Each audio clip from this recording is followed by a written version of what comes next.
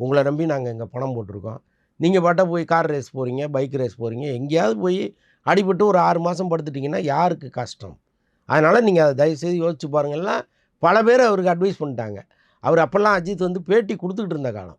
அப்போ ஒரு முறை என்ன பண்ணிட்டாருன்னா, தயாரிப்பாளர் சங்க தலைவர் கேஆர் அவர் என்ன பண்ணிட்டாரு, இந்த மாதிரி அஜித் வந்து இதெல்லாம் கவனமாக இருக்கணும் அப்படின்னு சொன்ன உடனே கண்டனாகி எனக்கு அட்வைஸ் பண்ண வேணான்னு ஒரு பேட்டியை கொடுத்துட்டாரு. பெரிய சர்ச்சையாகி போயிடுச்சு அன்றைக்கி. அது மாதிரி வந்து கொஞ்சம் அதாவது என்ன பேசுகிறோங்கிறதே தெரியாமல் பேசிடுவார் அஜித்து.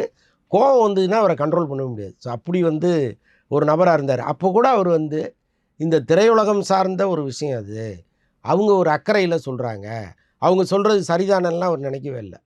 யாரும் எனக்கு அட்வைஸ் பண்ணாத, நான் இப்படி தான் இருப்பேன் அப்படின்னாரு அப்போவே.